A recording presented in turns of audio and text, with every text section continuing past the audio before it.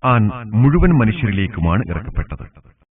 ഇസ്ലാമിലെ അടുത്ത പ്രമാണം സ്വഹീഹായ ഹദീസുകളാണ്. ആധികാരികതയോടുകൂടി ഉദ്ധരിക്കപ്പെടുന്ന പ്രവാചക വചനങ്ങളും നടപടിക്രമങ്ങളുമാണ് ഇതിന്റെ പരിധിയിൽ വരുന്നത്.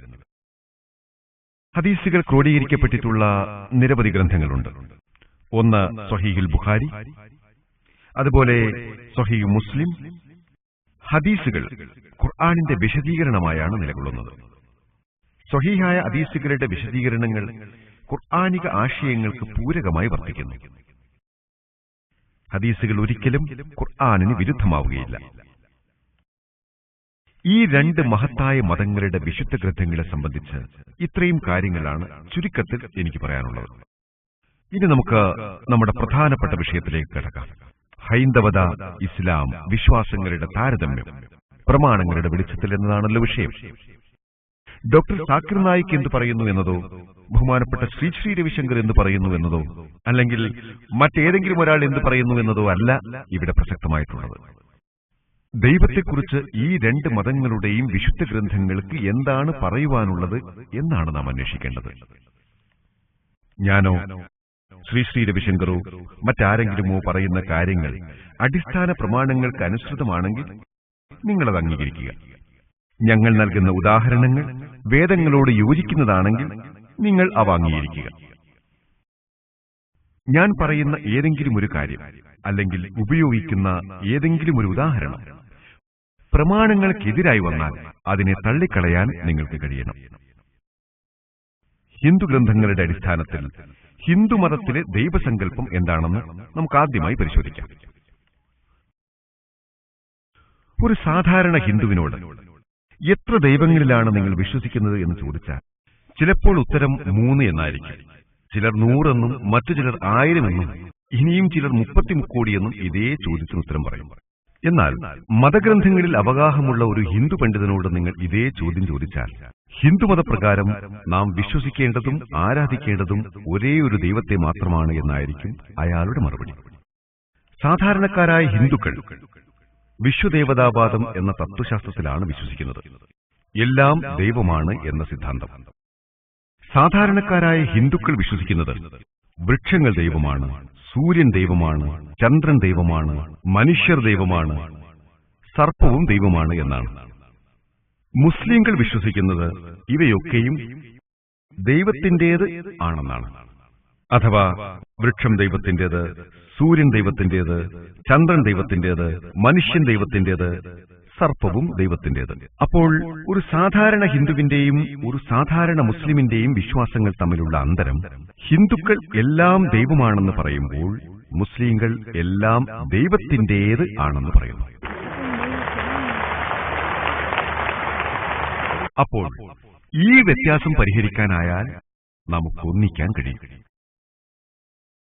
എന്താണ് നാം ചെയ്യേണ്ടത്? അത് ഖുർആൻ പറയുന്നു. ഞങ്ങൾക്കും നിങ്ങൾക്കുമിടയിൽ സമമായൊരു തത്വത്തിലേക്ക് നിങ്ങൾ വരുവിൻ. ഏതാണ് ഒന്നാമത്തെ തത്വം?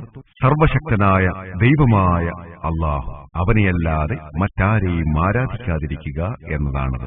ആദ്യം ഹിന്ദുമതഗ്രന്ഥങ്ങൾ ദൈവത്തെക്കുറിച്ച് പറയുന്നത് എന്താണെന്ന് നമുക്ക് നോക്കാം. ഛന്ദോഗ്യോപനിഷത്ത് പറയുന്നത് അധ്യായം 6 2-ാം ഭാഗം വോള്യം 1. ഛന്ദോഗ്യോപനിഷത്ത് പഠിപ്പിക്കുന്നത് ബന്ധുക്കൾ ഒന്നുമില്ലാത്ത വിധം സമ്പൂർണാർത്ഥത്തിൽ ഏകനാണ് ദൈവം എന്നാണ്. ഒരു സംസ്കൃത ഉദ്ധരണിയാണ് ഉപനിഷത്തിൽ നിന്നും കേൾപ്പിച്ചത്.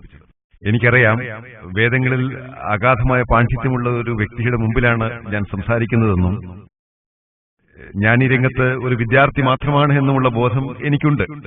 എന്റെ സംസ്കൃത ഉച്ചാരണം മോശമാണെങ്കിൽ ക്ഷമിക്കണമെന്ന് ഞാൻ അദ്ദേഹത്തോട് അപേക്ഷിക്കുകയാണ്.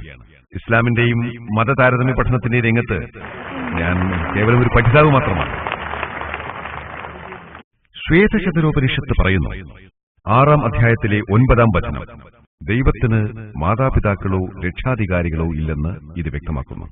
ഇതേ ഉപനിഷത്തിലെ 4-ാം അധ്യായത്തിലെ 9-ാം വചനത്തിലുള്ളത് നതസ്യ പ്രതിമ അസ്ഥി എന്നാണ്.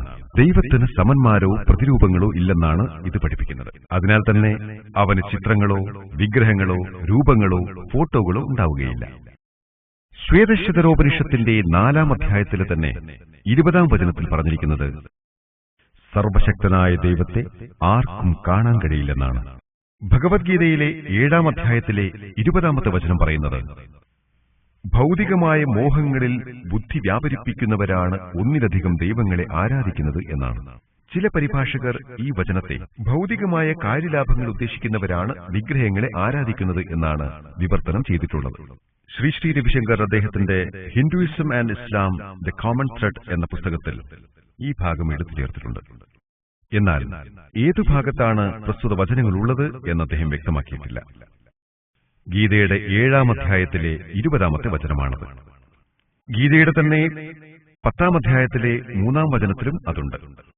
അവർ എന്നെ ജനിപ്പിച്ചിട്ടില്ലാത്തവനായും സകല പതികളുടെയും പരമോന്നതനായ അധിപനായും അറിയുന്നു എന്ന് പറഞ്ഞറിയിക്കുന്നു. എല്ലാ ഹിന്ദുമത ഗ്രന്ഥങ്ങളിലും വെച്ച് ഏറ്റവും വിശുദ്ധമായിട്ടുള്ളത് വേദങ്ങളാണ്. യജുർവേദത്തിലെ 32-ാം അധ്യായം 3-ാം വചനത്തിൽ പറഞ്ഞിരിക്കുന്നത് നതസ്യ പ്രതിമ അസ്തി, ആ ദൈവത്തിന് ഒരു പ്രതിമയുമില്ല എന്നാണ്.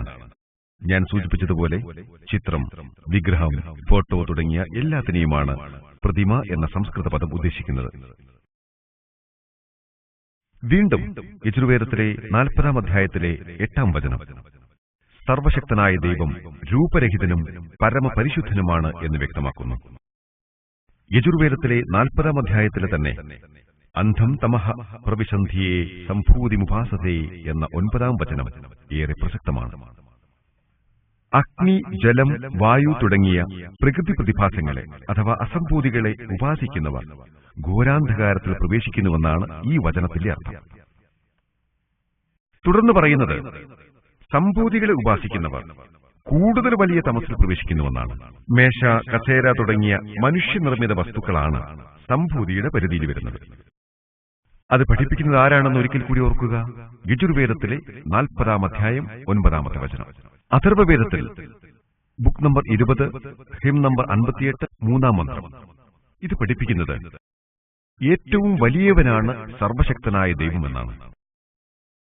വേദങ്ങളുടെ കൂട്ടത്തിൽ ഏറ്റവും പ്രാമാണികമായി പരിഗണിക്കപ്പെടുന്നത് ഋഗ്വേദമാണ്. ഋഗ്വേദത്തിൽ പറയുന്നു, ബുക്ക് നമ്പർ 1, ഹിം നമ്പർ 164, 46-ാം മന്ത്രം.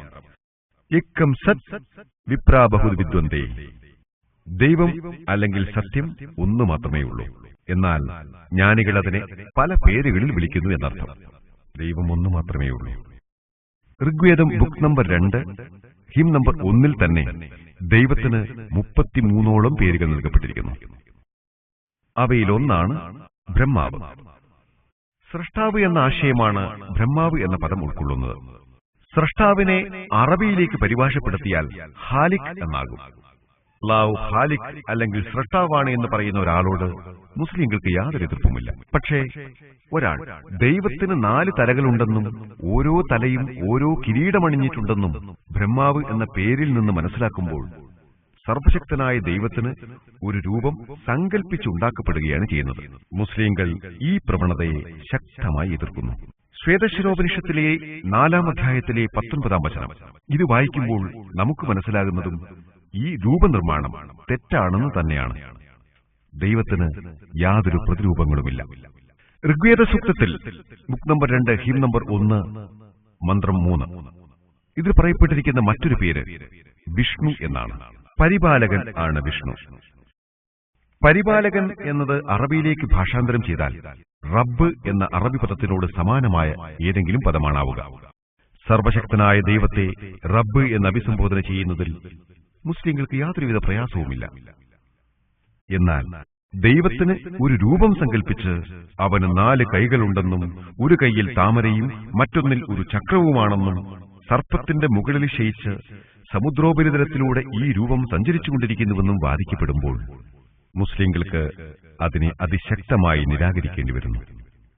മുസ്ലിങ്ങൾ മാത്രമല്ല, യജുർവേദത്തിലെ 32-ാം അധ്യായത്തിലെ 3-ാം വചനവും ഈ സമ്പ്രദായത്തിന് എതിരു നിൽക്കുന്നു. നതസ്യ പ്രതിമ അസ്തി, ദൈവത്തിന് ചിത്രങ്ങളോ പ്രതിരൂപങ്ങളോ തുടങ്ങിയ ഒന്നുമില്ല. വീണ്ടും ഋഗ്വേദത്തിലെ ബുക്ക് നമ്പർ 8, ഹിം നമ്പർ 1, മന്ത്രം 1 ഇത് വ്യക്തമാക്കുന്നത് ഏകദൈവത്തെ മാത്രം ആരാധിക്കുകയും അവനെ മാത്രം സ്തുതിക്കുകയും ചെയ്യണമെന്നാണ്. ഋഗ്വേദത്തിലെ ബുക്ക് നമ്പർ 6, ഹിം നമ്പർ 45, മന്ത്രം 16 ഇതേ കാര്യം ആവർത്തിക്കുന്നു. അവനോട് മാത്രം പ്രാർത്ഥിക്കുക. ഹിന്ദുമതത്തിലെ ബ്രഹ്മസൂത്ര പറയുന്നു, ഒരു ദൈവം മാത്രമേയുള്ളൂ, രണ്ടാളില്ല, ഒരിക്കലുമില്ല, ഒരിക്കലുമില്ല, അങ്ങനെയൊന്നും തീരെയില്ല തന്നെ. അപ്പോൾ ഹിന്ദു ഗ്രന്ഥങ്ങൾ വായിച്ചാൽ പ്രമാണങ്ങളുടെ വെളിച്ചത്തിൽ ഹിന്ദുമതം പ്രദാനം ചെയ്യുന്ന യഥാർത്ഥ ദൈവസങ്കല്പം നിങ്ങൾക്ക് മനസ്സിലാക്കുവാൻ കഴിയും. ഇനി നമുക്ക് ഇസ്ലാമിലെ ദൈവസങ്കല്പത്തെക്കുറിച്ച് മനസ്സിലാക്കാം.